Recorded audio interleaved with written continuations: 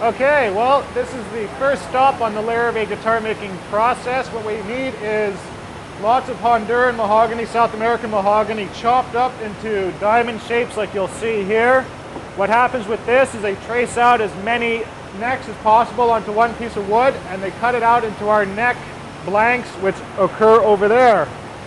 Here we have the diamond shaped cut of the Honduran mahogany, which is going to be made into the necks, cut out on the bandsaw that you see here, until it comes and be into the shape of one of our neck blanks, which now go over to the shaper machine to put the rough shape into it and set upstairs for rough neck fit.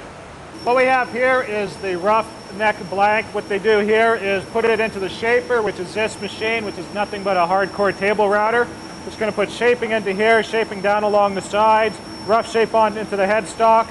They'll change the blade, and they'll put the truss rod slot in there as well. And at this stage, the neck will now go upstairs, get matched up to a body where they'll cut out a dovetail on the neck, cut out a dovetail on the body to match it up, and serial number them. This one is not matched up to any body yet upstairs. And then they'll put in the truss rod, glue on the fingerboard, and send the neck back downstairs over to the CNC machines for rough shaping.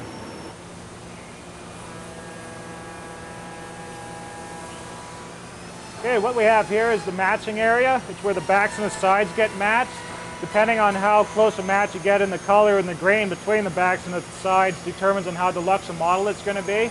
So for example, a very close match would be, an exceptional match would be considered a 10 series. A very close match would be a 9 series. Something that's not necessarily quite so close in the matching of the color and the grain between the backs and the sides would be put aside for like an 03 series special order guitar. This is where the backs are joined together. Two book match pieces, meaning this is cut A off the block of wood and this would be cut B off the block of wood. They're put together inside of here, glued together, clamped up, let dry, and this here becomes the back of the guitar, eventually cut into its shape. You're looking at two book match pieces of wood that have been joined together at the seam. Wedges are put underneath to lock it all into place, clamped it tight, leave it dry for 24 hours. Cut it out into the top or the back shape. What we have here is the side bending process. Two book match pieces of wood are taped together. It's again a flat top on the guitars and a bevel on the back side. So the flat top is joined in the middle and taped together. This is now soaked into water, and these are heating elements. They're quite hot, so you don't want to be like grabbing onto it like that or anything. Take this, you'll put it over top of the heating element, roll it back and forth until you create the initial waist bend like this. So now we have a bend inside the wood, pretend that it's still wet. And this here goes over to the molds where it'll be completely bent into the shape of the guitar that it's designed for. This one particularly will be an OM body design. Two book match pieces, sides have already been bent at the waist. Now we're going to take it and finish the bending process. Put it on top of the heating element. This here plugs into the transformer. It heats up like a stovetop element, probably about 200, 300 degrees, something like that. Throw one of these metal covers over top of the wood, clamp it down in the middle, slowly fold the sides down into place, clamp them down, unplug the mold, let it cool, and let the sides cool in place for about an hour. And an hour later, unclamp it, take it off, and you have yourself bent sides. This is a piece of the Kaya mahogany, which is used for the kerfing inside the guitar sides. So this here is a solid piece of wood. What they do with this is put it inside another CNC machine. We have 6 CNC machines. They can all do the same job, but they're not all set up with the same tools to do the same jobs. So each one is still specified in what it is actually its task is. This one here will do slotting for fingerboards, or in this case, for the Kaya kerfing. And kerfing literally just means slotted. And what they do is they take this piece of wood, they put these slots in it like you see here, and now it's become a flexible piece. They're going to cut out small strips and make the kerfing of the guitar, which we'll see a little bit later.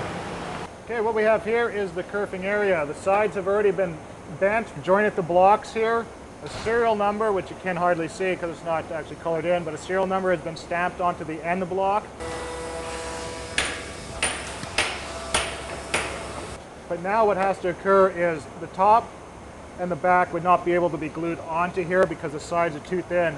So we have to put this kerfing strip inside, which is the Kaya, which you saw earlier, which has been slotted up to make it into a flexible piece of wood.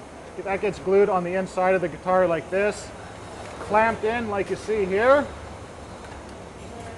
And there you go with the kerfing strip inside. These clamps come off after the glue is all dry. It gets all sanded down, scraped down on the inside to make sure it's a nice, flush, smooth surface.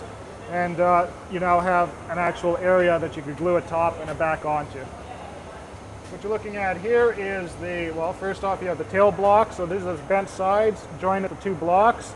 This is the back of the guitar. There's your serial number stamped onto it. This is the kerfing strip, which has just been added inside of the rosewood back and sides to give yourself enough surface area to glue the top and the back onto the guitar.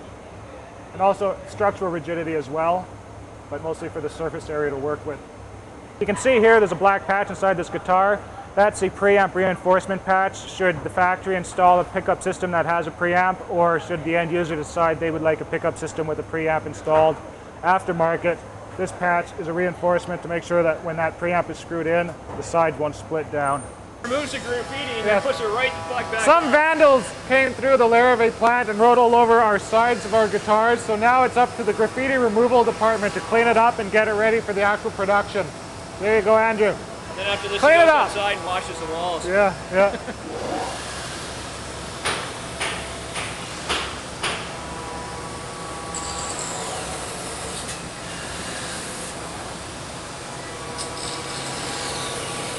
That's taking down the wedge on the butt end.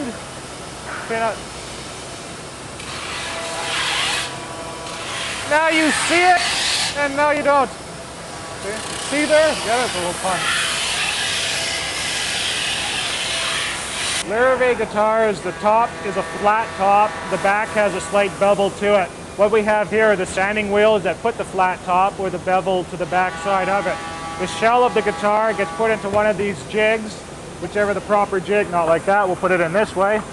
And then this body, this shell inside the jig would be brought over to the sanding wheel, and when it's spinning, you just push the body onto it, and this one here has a slight bevel to it, so it automatically creates the bevel on the back side of the Larrivee guitar.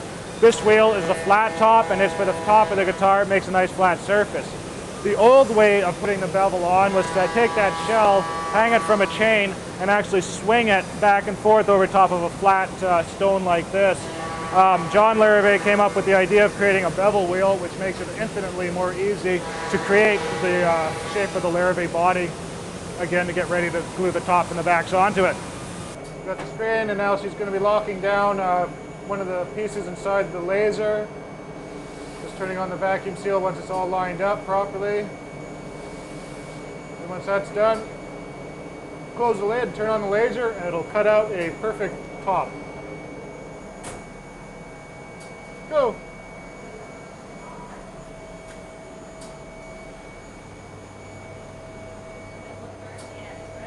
Oh, I wouldn't put my head under it, that's for sure.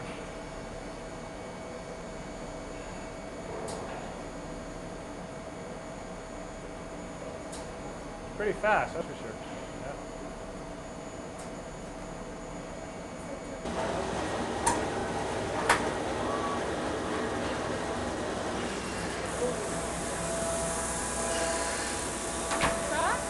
That's it.